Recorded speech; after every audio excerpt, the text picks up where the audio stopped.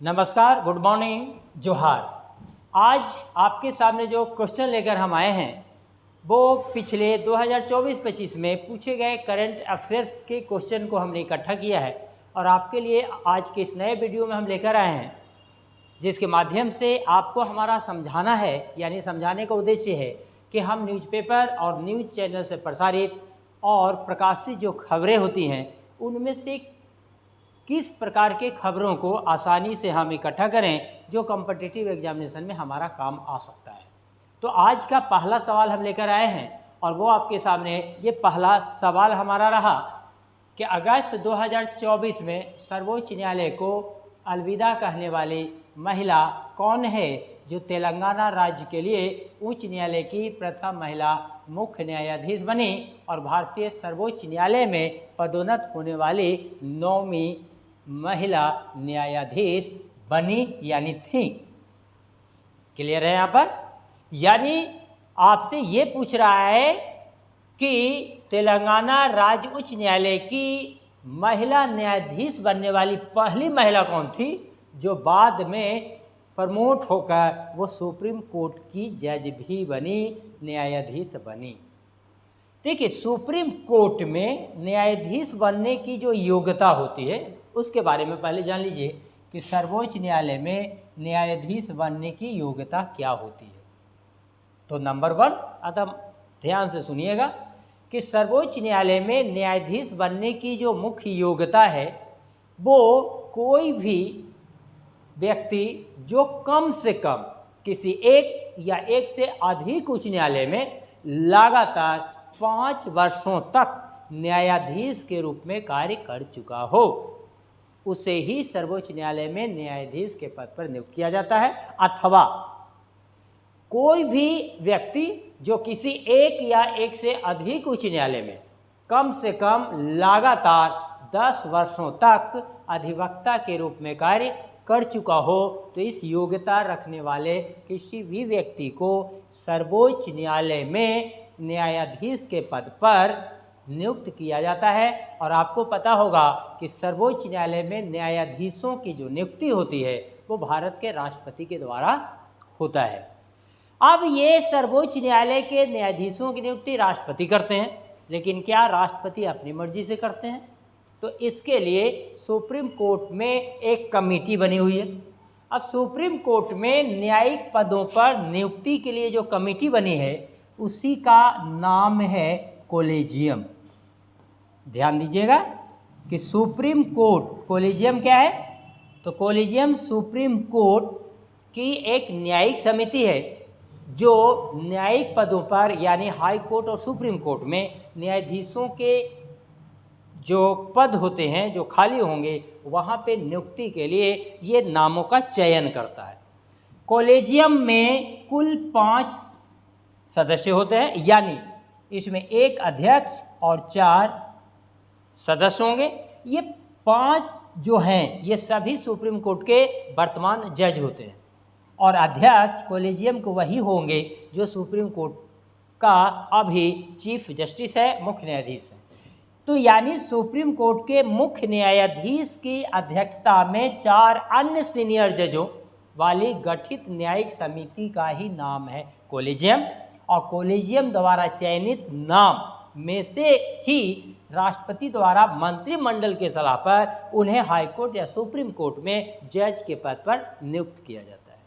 Supreme court में जज बनने वाली पहली महिला, सुप्रीम कोर्ट में न्यायाधीश बनने वाली पहली जो महिला थी उनका नाम था एम फातिमा बीबी, जो 1989 ईस्वी में सुप्रीम कोर्ट में प्रमोट की गई थी, यानी सुप्रीम कोर्ट की न्यायाधीश बनाई गई थी। इस क्वेश्चन का सही जवाब होगा आपका ऑप्शन ए यानी हिमा कोहली। क्लियर है? अब चलते हैं हम अगले प्रश्न की ओर। देखिए, अगला सवाल आपके पास है कि प्रधानमंत्री रोजगार प्रोत्साहन योजना से क्रियान्वित की जा रही है, यानी प्रधानमंत्री रोजगार प्रोत्साहन योजना कब से प्रारंभ हुआ है, कब से क्रियान्वयन इसका हो रहा है, ये कब से क्रियान्वित किया जा रहा है, ये सवाल पूछ रहा है। एक बात बता दूं हम, इसका सही जवाब होगा ग्रुप बी, यानी यहाँ पे क्या होगा 2016, यानी प्रधानमंत्री रोजगार प्रोत्साहन योजना 2016 में प्रारंभ की गई, लेकिन इसकी अवधि जो थी वो 2019 तक के लिए था। क्लियर है? ये योजना क्या है? तो इसका मुख्य उद्देश्य है कि जो नियोक्ता हैं, नियोक्ता संस्थाएं हैं, वहाँ पे ज़्यादा से ज़्यादा लोगों को नियुक्त करने के लिए प्रेरित करना। इसके लिए कम से कम 15,000 या उससे अधिक सैलरी के कर्मचारियों की नियुक्ति को प्रोत्साहित देने के लिए इस योजना का प्रारंभ किया गया।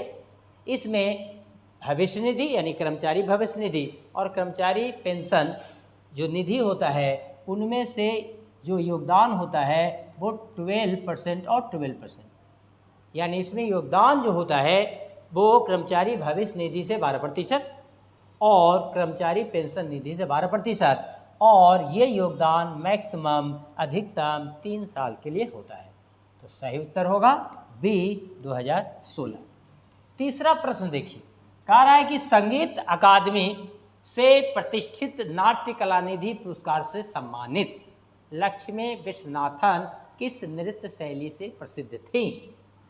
यानी जो हमारे देश का भारतीय संगीत है, भारतीय जो नृत्य है, लोक नृत्य है, लोक संगीत है, इससे संबंधित हर एग्जामिनेशन में करीब करीब 1 या 2 क्वेश्चन आते रहते हैं। इसलिए आप सभी प्रतियोगी परीक्षा की तैयारी कर रहे जो छात्र एवं छात्राएं हैं, आप सबको इस बात का ध्यान रखना होगा कि हमारी देश की संस्कृति का जो हिस्सा है, यानी भारतीय जो संस्कृति है, उसका भी जानकारी, उसका भी अध्ययन हमें प्रतियोगी परीक्षा के दृष्टिकोण से अति आवश्यक है। इसी क्रम में आपको भारत की जो प्रमुख भाषाओं में जो संगीत है, भारत की प्रमुख जो लोक नृत्य है, लोक नाट्य है, लोक संगीत है, इसके बारे में भी आपको विशेष रूप से अध्ययन करना होगा, तभी इस प्रकार के प्रश्न के उत्तर आप दे सकते हैं। इसका सही जवाब होगा भरतनाट्यम।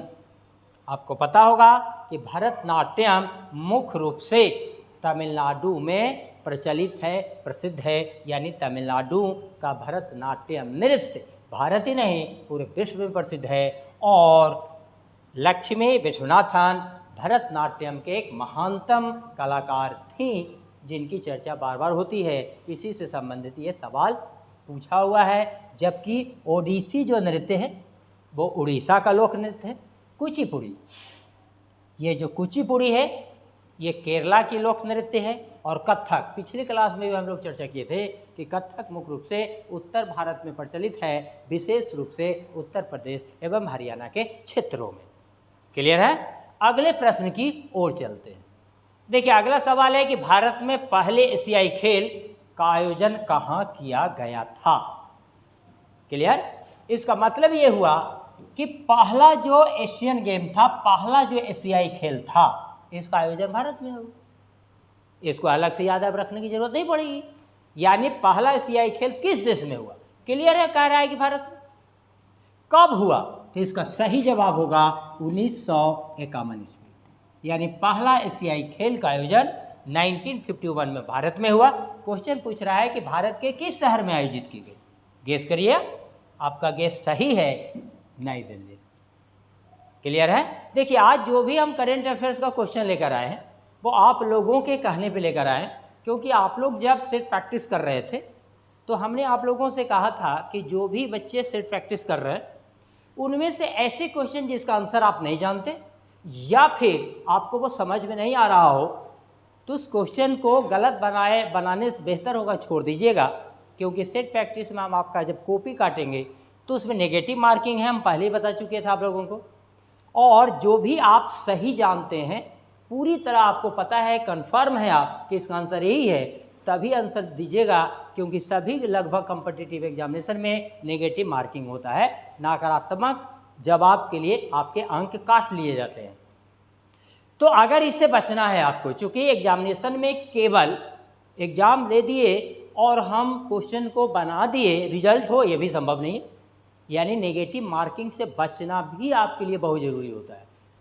इसलिए क्योंकि मान लीजिए कि 100 क्वेश्चन है और इसमें से यदि हम 70 क्वेश्चन सही कर लिए, लेकिन 100 बनाने के चक्कर में अगर 30 क्वेश्चन हम गलत कर देते हैं, तो जहाँ पे 1/3 नेगेटिव मार्किंग होगा तो होता होगा, तो आपका 70 यानी सही जो नंबर आ रहा है उसमें भी 10 माइनस कर दिया जाएगा, बचा आपके पास 60। और मान लीजिए कट ऑफ मार्क्स जो है वो 65 होता है, मान लेते हैं, तो वैसी स्थिति में आप एग्जामिनेशन में फेल हो रहे हैं, यानी एग्जामिनेशन को करेक्ट नहीं कर रहे हैं।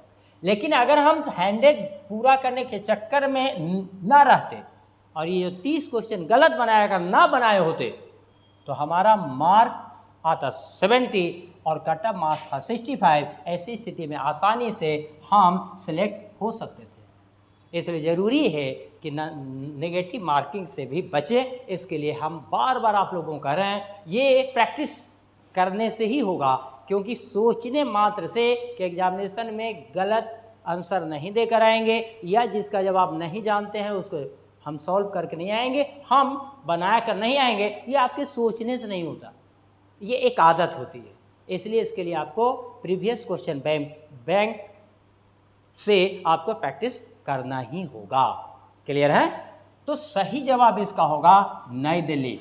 तो आप लोग जो कल प्रैक्टिस किए थे, जो सेट प्रैक्टिस हुआ था आप लोगों का, उसमें से जो क्वेश्चन आप सॉल्व नहीं कर पाए थे और आप लोगों से हमने कहा था कि वो सारे क्वेश्चन हमको व्हाट्सअप कर दीजिए, तो जो क्वेश्चन आप व्हाट्सअप किए उसी क्वेश्चन का जवाब लेकर आज के इस वीडियो में हम मिल रहे हैं।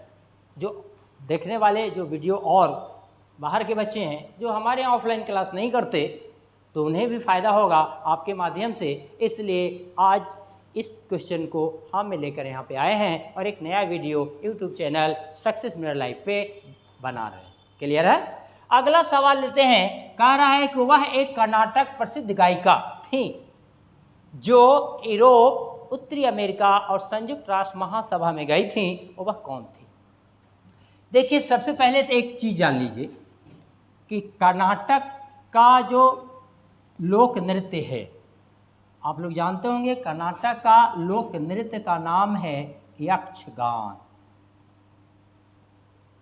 क्लियर है? तो यक्षगान कर्नाटक का प्रसिद्ध लोक नृत्य है। क्वेश्चन यह पूछ रहा है कि प्रसिद्ध गायिका कौन थी जो अमेरिका और महासभा आदि में गई थी, उनका नाम बताना था। आप लोग गेस करिए, ए, बी।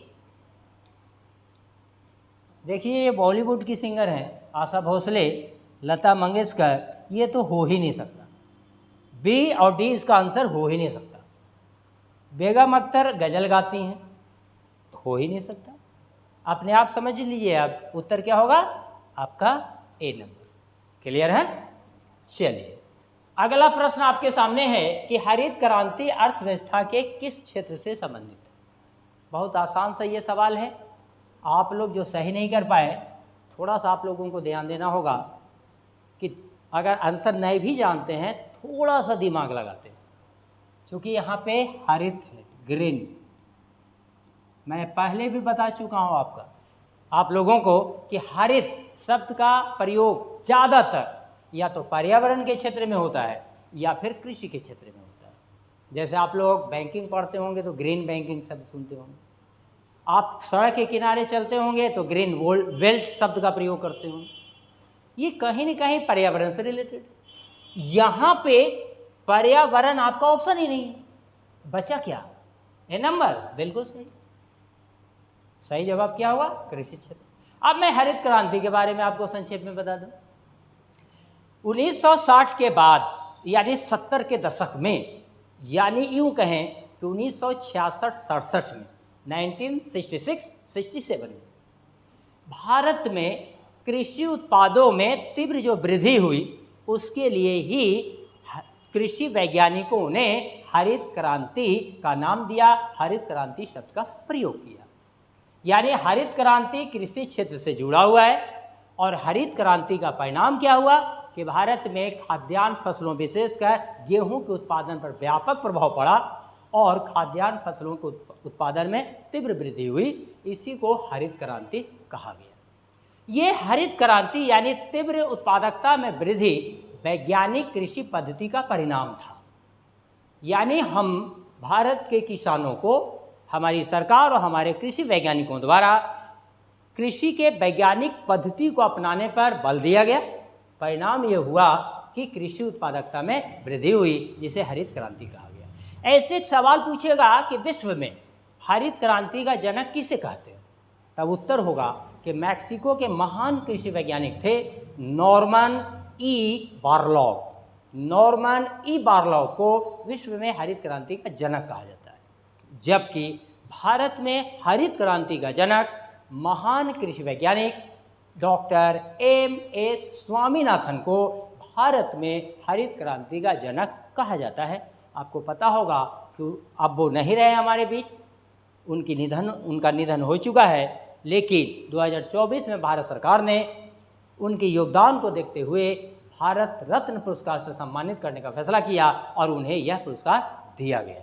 तो इस प्रकार 2024 में याद रखिएगा कि 5 लोगों को देश का सर्वोच्च नागरिक पुरस्कार भारत रत्न दिया गया था। इन 5 में से एक हमारे कृषि वैज्ञानिक डॉक्टर एम.एस. स्वामीनाथन का नाम भी शामिल था। क्लियर है? अगला प्रश्न की ओर चलते हैं। देखिए, अगला प्रश्न आपका है कि विश्व एथलेटिक्स चैंपियनशिप में स्वर्ण पदक जीतने वाले भारतीय कौन थे? यानी विश्व एथलेटिक्स जो टूर्नामेंट चैंपियनशिप हुआ, तो विश्व athletics championship, world athletics championship में गोल्ड मेडल जीतने वाले पहले भारतीय कौन थे? आप लोग गेस करिए, उसके बाद हम आंसर बताते हैं। नीरज चोपड़ा, बिल्कुल सही जवाब है आपका, नीरज चोपड़ा। नीरज चोपड़ा पहले एथलीट है जिन्होंने एथलेटिक्स में वर्ल्ड एथलेटिक्स चैंपियनशिप में गोल्ड मेडल जीता है, स्वर्ण पदक जीता है। और आपको पता होगा नीरज चोपड़ा भाला फेंक यानी भाला फेंक खेल में सक्रिय हैं और उन्होंने कई रिकॉर्ड अपने नाम किए, जैसे ओलंपिक में एथलेटिक्स में गोल्ड मेडल जीतने का भी रिकॉर्ड उनके पास है, वर्ल्ड एथलेटिक्स चैंपियनशिप में भी गोल्ड मेडल जीतने का उनके पास रिकॉर्ड है। यानी वो कई क्षेत्रों में गोल्ड मेडल प्राप्त करके और भारत के सबसे महानतम एथलेटिक्स प्लेयर्स में, खिलाड़ी में अपना नाम दर्ज कर चुके हैं और लगभग सभी जगह प्रथम स्थान पर बने हुए हैं। चलिए अगले प्रश्न की ओर चलें। अगला सवाल है कि पश्चिम बंगाल के किस त्योहार को यूनेस्को की मानवता की अमूर्त सांस्कृतिक विरासत की सूची में जगह मिली है? पहले यूनेस्को को हम आप लोगों के लिए आसान बनाने के लिए अंग्रेजी के जो शॉर्ट फॉर्म है उसमें लिख देते हैं यूनेस्को। अब इसका फुल फॉर्म देखिए। यूनेस्को का फुल फॉर्म होता है united nation educational scientific and cultural organisation. याद रहेगा, united nation educational scientific and cultural organisation, इसे ही हम लोग यूनेस्को उच्चारण करते हैं। यूनेस्को का मुख्य कार्य होता है पूरी दुनिया में शिक्षा, विज्ञान और संस्कृति को बढ़ावा देना। अर्थात यह क्या करता है कि पूरे विश्व में, विशेषकर विकासशील देशों में शिक्षा एक बड़ी समस्या है। यानी विकासशील और गरीब देशों में दुनिया में अशिक्षा की स्थिति है, विज्ञान अभी भी पूरी तरह प्रसारित नहीं हो पाया है और हमारी जो सांस्कृतिक विरासत है वो दुनिया के सामने अभी भी नहीं आ पाई है पूरी तरह। इसलिए यह क्या करता है कि इन क्षेत्रों के विकास के लिए काम करता है। साथ ही साथ यहाँ पे ये कई सूचियाँ जारी करती हैं, जिसमें से आप लोग पहले नंबर में जाने होंगे विश्व विरासत की सूची। जो सांस्कृतिक ऐतिहासिक महत्व के जो स्थल होते हैं, धरोहर होते हैं, उनको विश्व विरासत की सूची में शामिल करके, वर्ल्ड हेरिटेज लिस्ट में शामिल करके उनकी संरक्षण करने का कार्य करता है। इसी प्रकार दुनिया भर में अलग अलग संस्कृतियों में जो महानतम रीति रिवाज है, पर्व त्यौहार हैं, जो हमारी कल्चर है, उसको संरक्षित करने और प्रोत्साहित करने के लिए विश्व सांस्कृतिक विरासत की सूची तैयार करता है, उसमें शामिल करके उसे दुनिया भर में प्रचारित करने का कार्य होता है। सवाल आपसे यही पूछ रहा है कि पश्चिम बंगाल की अमूर्त सांस्कृतिक विरासत कौन सी है जिसे यूनेस्को की सांस्कृतिक विरासत की सूची में जगह दी गई है? सही उत्तर होगा दुर्गा पूजा, क्योंकि कोलकाता का दुर्गा पूजा पूरी दुनिया में फेमस है, पूरी दुनिया में प्रसिद्ध है, ये आप जानते होंगे। अगले प्रश्न की ओर, ये आप लोगों पर छोड़ रहा हूँ, आप लोगों को आंसर देना है तब मैं बताऊंगा। देखिए एकदम आसान सा सवाल है कि रोहिंग्या संकट शब्द में मुख्य रूप से भारत सहित विभिन्न क्षेत्रों में शरण लेने के लिए आने वाले किस पड़ोसी देश के शरणार्थी हैं या शामिल हैं? ये आसान सा सवाल है, कई बार इसकी चर्चा हम लोग सुने, और अभी भी जब बिहार में विधानसभा का चुनाव होना प्रस्तावित है, संभवतः नवंबर में चुनाव होंगे, अभी तो बिहार विधानसभा के चुनाव की तिथि या उससे संबंधित अन्य सूचनाएं इलेक्शन कमीशन ऑफ इंडिया द्वारा जारी नहीं किए गए हैं, फिर भी नवंबर में प्रस्तावित है। तो बिहार में भी बार बार ये चर्चा सुन रहे होंगे रोहिंग्या। आखिर ये रोहिंग्या शरणार्थी किस देश से संबंधित, आप लोग बताइए? बांग्लादेश, भूटान, म्यांमार? सही, बिल्कुल सही जवाब है, हमारा एक पड़ोसी देश है म्यांमार। वहाँ के जो शरणार्थी हैं, जो अपना घर बार, अपना क्षेत्र छोड़कर बांग्लादेश, भारत आदि पड़ोसी देशों में आकर रह रहे हैं, उन्हें हम लोग रोहिंग्या शरणार्थी के नाम से जानते हैं। क्लियर है? अगले प्रश्न की ओर चलते हैं। अगला प्रश्न आपके सामने है कि 2023 में IFF फीफा, क्लियर है, फुटबॉल अकादमी भारत के किस शहर में शुरू हुआ? आप लोगों को पता होगा कि फीफा फुटबॉल का, यानी फुटबॉल का जो फीफा मुकाबला है वो दुनिया में अंतर्राष्ट्रीय स्तर पर फीफा का सबसे प्रतिष्ठित फुटबॉल टूर्नामेंट माना जाता है, जिसमें यूरोप के ज़्यादातर देश शामिल होते हैं। चूँकि भारत क्वालिफाइंग नहीं कर पाता, इसलिए भारतीय फुटबॉल टीम फीफा में नहीं खेल पाती। इसलिए फुटबॉल को भारत में प्रोत्साहित करने और फीफा का भी उद्देश्य है कि भारत में इसको और ज़्यादा लोकप्रिय और प्रोत्साहित किया जाए, साथ ही साथ पूरे विश्व में इसका प्रचार प्रसार हो। इसके लिए फीफा ने अपना ऑफिस शुरू की है। वही पूछ रहा है कि किस शहर में इसकी शुरुआत की गई? सही जवाब होगा भुवनेश्वर। क्लियर है? अगले प्रश्न की ओर हम चलते हैं, और अगला प्रश्न आपके सामने है कि मानस खंड विषय पर आधारित किस राज्य की झांकी को 2023 में 17 राज्यों केंद्र शासित प्रदेशों की झांकियों में सर्वश्रेष्ठ झांकी का पुरस्कार दिया गया? आप लोग सभी जानते होंगे कि 15 अगस्त और 26 जनवरी के दिन क्रमशः हम लोग 15 अगस्त को स्वतंत्रता दिवस और 26 जनवरी के दिन को हम लोग गणतंत्र दिवस के रूप में मनाते हैं।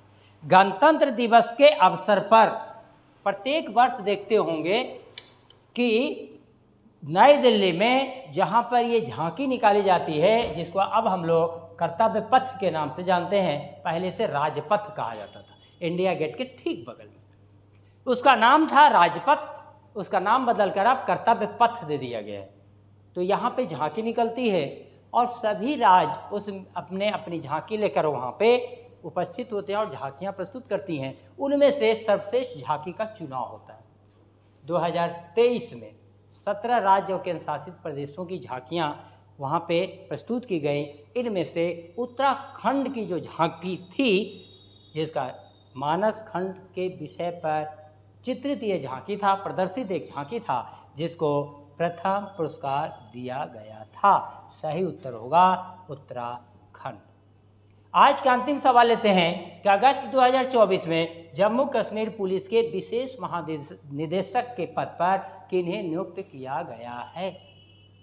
इसमें आपको केवल इसको याद रखना पड़ेगा, क्योंकि जो नियुक्तियां होती हैं अलग अलग क्षेत्रों में, चाहे वो आर्थिक जगत की बात हो, प्रशासनिक क्षेत्र में हो, राजनीतिक क्षेत्रों में हो या अन्य किसी भी क्षेत्रों में हो, तो इन नियुक्तियों के संबंध में भी आपके एग्जामिनेशन में कभी कभी क्वेश्चन पूछे जाते हैं। तो इन नियुक्ति के बारे में भी आपको याद रखना होगा। इसका सही जवाब होगा नलिन प्रभात।